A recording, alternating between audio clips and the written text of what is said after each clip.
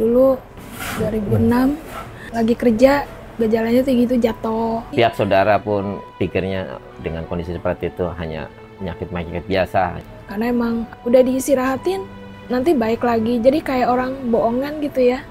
Sampai ketahuan penyakit ini perjalanannya itu 1 tahun kurang lebih, dan itu divonis MG. 2023 kemarin bulan Juli sama dokter Ari itu menyarankan untuk semua dicek infeksi karena untuk pemberian Myfortic. Dia banget kita benar-benar didengarkan, ininya tuh teliti karena kan pemberian Myfortic itu nggak sembarangan.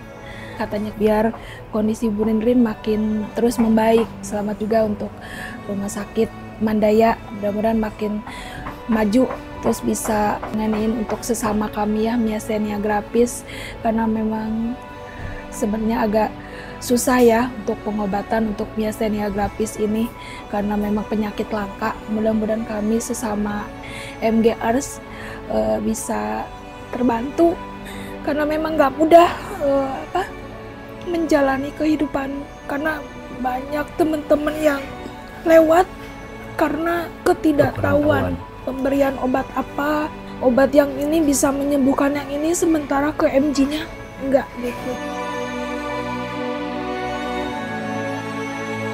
Saya nama Muhammad Kori, untuk usia 48, suaminya Ibu Rindrin sebagai pasien miastenia gravis.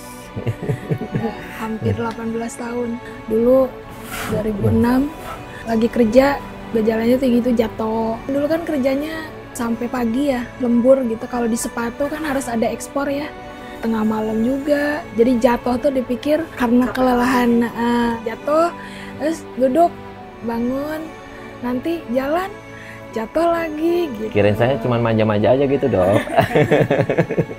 Tapi lama-lama serius nih, Dok. Oh, tambah kondisinya tambah parah gitu. Keluar kerja tadinya dikasih izin 2 hari. Pihak saudara pun pikirnya dengan kondisi seperti itu hanya penyakit biasa. Sampai ketahuan penyakit ini perjalanannya itu 1 tahun kurang lebih, dan itu divonis MG.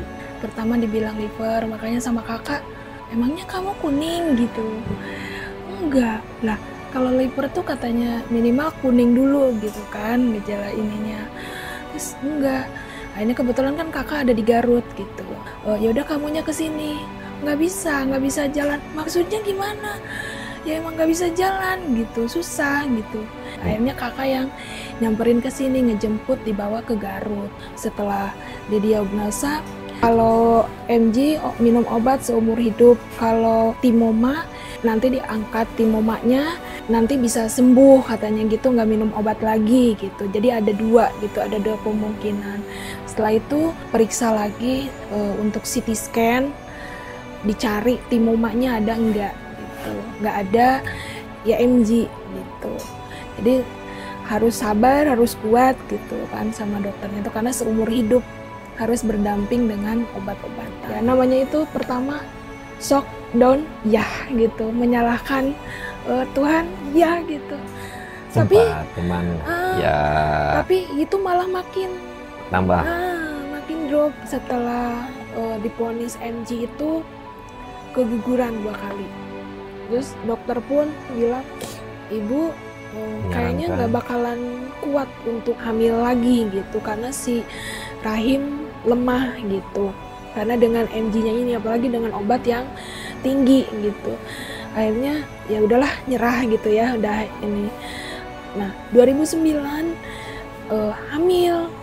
Nah sampai 9 bulan itu bayi masih segitu-gitu aja. Pas udah mau 10 bulan saya maunya normal. Akhirnya saya nyerah, balik lagi ke dokter sampai dimarahin.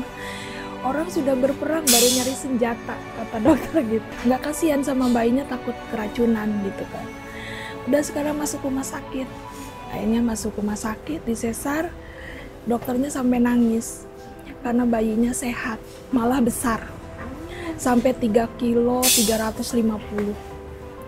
Ya, jadi dokternya tuh bener-bener sampai nangis gitu. Ini keajaiban karena kekeras kepalaan kamu, katanya gitu sama dokternya tuh. Dibilangin begini-begini, kamunya yakin gitu sama kebesaran Allah. Karena pertama saya yaitu menyalahkan, kok saya masih muda, saya udah dikasih sakit begini. Pas saya dikasih hamil, saya sadar kok udah sakit gini, kok saya hamil, teman saya udah lama sehat, kok nggak hamil-hamil gitu. Jadi dari situ saya makin percaya sama Allah, apalagi dikasih anak yang benar-benar apa ya, kayak mujizat. Jadi dari situ saya mulai belajar menerima ya.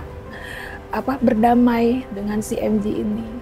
Yang tadinya drop terus, akhirnya karena pikiran stabil, itu MG-nya normal. Itu saya kaget pertama dikasih sama dokter. Beliau bicara, istri bapak akan ketergantungan obat seumur hidup. Dan itu saya percaya nggak percaya, ya ikutin aja perjalanannya seperti apa. Ya alhamdulillah sampai sekarang masih dikasih umur panjang dan bisa sampai sekarang bisa melewati anak. Seperti itu dong. 2007 dulu sempat ke rumah sakit lain, tapi nggak diterima karena dengan kondisi yang seperti itu memang udah antara hidup dan mati. Gagal napas. Sudah sampai gagal napas. Udah nggak diterima.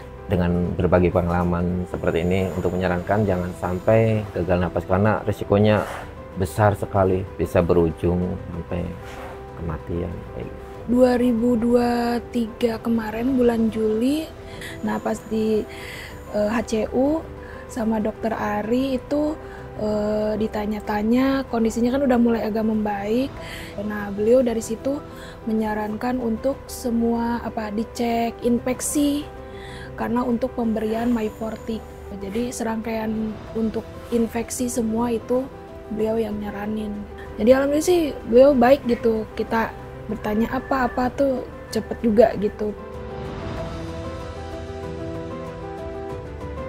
Pertama, untuk bisa mengenali penyakit MG itu, dia itu apabila sering gampang capek di luar kebiasaan normal, itu tolong jangan disepelekan seperti itu. Harus diperhatikan. Terus untuk mendampingi pasien seperti itu, emang harus sabar. Pertama ya kuncinya harus sabar, tapi emang berat pertama.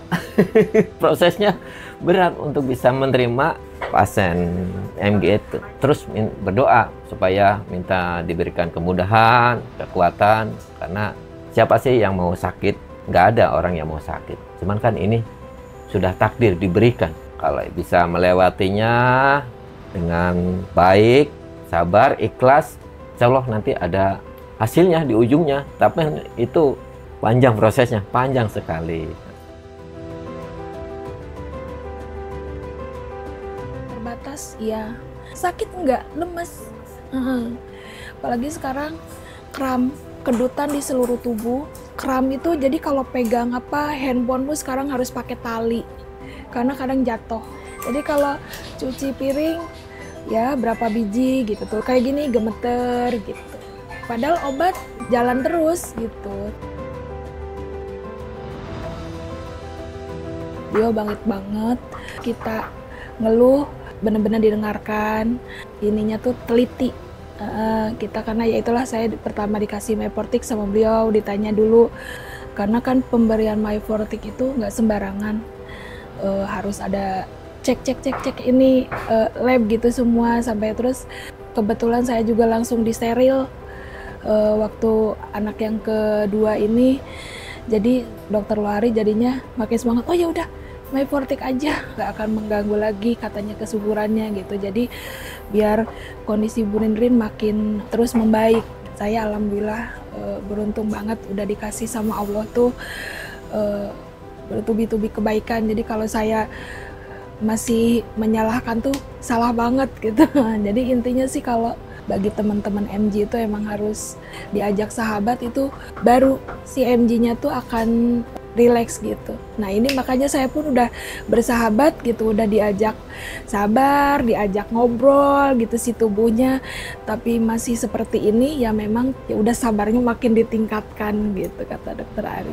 Selamat juga untuk Rumah Sakit Mandaya, mudah-mudahan makin maju walaupun baru, terus bisa ngenin untuk sesama kami ya miastenia gravis, karena memang sebenarnya agak susah ya untuk pengobatan untuk miastenia gravis ini karena memang penyakit langka. Mudah-mudahan kami sesama MGers bisa terbantu karena memang nggak mudah menjalani kehidupan kami ini gitu. Mudah-mudahan semakin banyak rumah sakit yang tahu kondisi kami makin membantu gitu, nggak karena banyak teman-teman yang lewat karena ketidaktahuan pemberian obat apa, karena kami memang obat yang ini bisa menyembuhkan yang ini sementara ke MG-nya enggak gitu. Jadi banyak teman-teman yang lewat karena ada dari antibiotik gitu yang nggak tahu. Mudah-mudahan Rumah Sakit Mandaya bisa nginiin untuk kami para MJers.